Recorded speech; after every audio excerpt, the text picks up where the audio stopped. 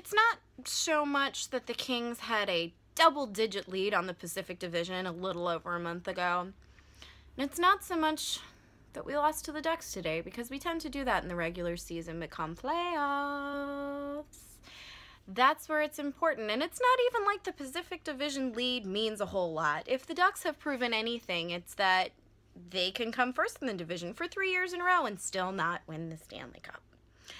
It's not that. It's that I hate losing to the Ducks. I hate it so much, especially when they're now going to go out and have climbed to the top of the Pacific Division, and they're going to think that's all important and they're awesome. They're not 2-time Stanley Cup champion. They only have one. I'm just going to sit and live on that for the rest of the evening. So it was a Staples Center game, home game. The Kings have won 4 in a row at home. The Ducks, however, have won now 11 in a row. Just total. They've just won 11. They had the worst start to the season I have ever seen a team have, including the Oilers, and they somehow have now climbed their way back to the top of the Pacific Division. So congratulations, Ducks fans. You can have your Pacific Division banner. We're going to take another Stanley Cup one at the end of the year. That's my prediction. I also predicted that today's game would be a 3-2 game, and I was right.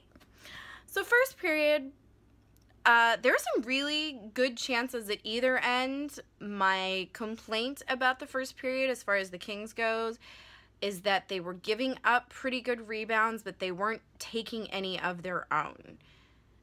If we could have capitalized on the second chances, I think we would have had a better game. Kopitar came, I mean, like 4 or 5 times in a row, was like this close to scoring and just couldn't quite get it. That was a little frustrating. And clearly somebody else in the stadium was frustrated, because 6 minutes and 58 seconds into the game, there's a free-for-all on the ice. It was Clifford and Perry who took the first 2 hits. They go off to the box. Before they can get there, more fights break out. At one point, there were actually 3 separate fights going on right next to each other. I know that Schenn was part of one. Andreev was part of one. He was sticking up for Schenn, but that got him a game misconduct. So he and some guy from the Ducks, I'm never going to learn their names. I don't have enough respect for them to do that. So Andreev and some guy for the Ducks, they get booted out of the game. 2 players get 10-minute majors. Schenn and some other guy from the Ducks get 5-minute majors. Then there's 2 minor penalties for the Ducks and 1 for the Kings. So after all of that craziness, we ended up on a power play, which of course, like most of the power plays in this game, we did absolutely nothing with. Our power play needs to seriously get better if we are going to start doing well, particularly against a team like the Ducks. It was a very typical Kings-Ducks game. It was relatively low scoring. I mean, 3-2, that's kind of what you'd expect. It was very heavy hitting on the boards. And it was some really good goaltending. Jonathan Quick was doing his Jedi gymnast impression. I really don't know whether to call him a Jedi or a gymnast, because at this point he's just kind of making saves out of nowhere all the time. Except for the first power play that the Ducks get. It's in the second period, very early in, and it's, I believe, a Pearson penalty, and I also believe very uncalled for. Now, I've always said that if the Kings deserve to lose and it has nothing to do with the reps, I will say that. I think it was a little of both.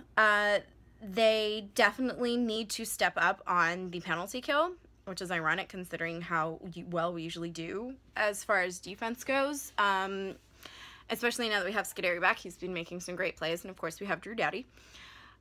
But we definitely needed to be better today against the Ducks on the penalty kill.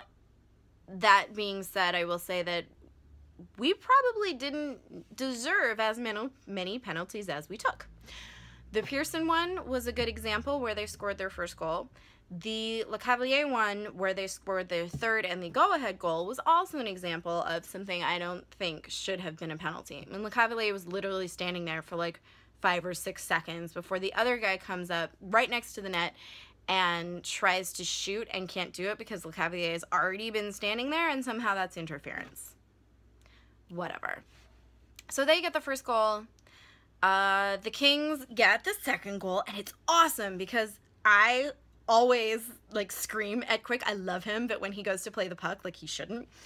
And it was the second time in the game that he came out pretty far, and there was no one in the neutral zone.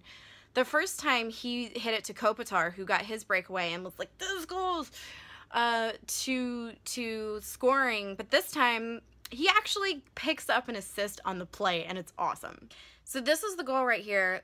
The Ducks think that they've cleared the puck and that it's going to take the Kings a few seconds or so to reset. And so they're in the middle of a change, and they got caught completely unawares because, like I said, Quick comes out and he actually plays the puck well. He gets it to Lecavalier, who gets it to Lucic. And I've seen this replay a couple of times, and it was in the opposite end of the ice to where I was sitting, and I still have absolutely no idea how he got it in, but he did, and so we're tied, and that seems so much better. Suddenly, the game's okay. Except that then the Ducks score again. And that's incredibly disappointing. And the Kings are taking penalties that they shouldn't. And then the Lecavalier penalty happens pretty early in the third period. And they get what turns out to be the go-ahead goal. And 3-1, just not sitting well for the Kings. So they make their next power play actually count, because up until then the power play had been pretty dismal, truthfully. I think at one point I even said I'd be more excited that the Kings were getting so many power plays if they did anything with them. So Drew does. He tees it up. It's a great goal. It's just a total blast from the slot right there.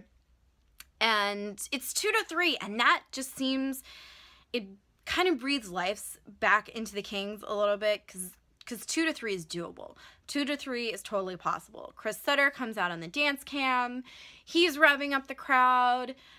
The Kings do not want to lose this game, and they finally start playing like it in the third period. Now, the Kings have the best record in the NHL for being down at the end of the second period and coming back. I think they've won it 7 times since doing that.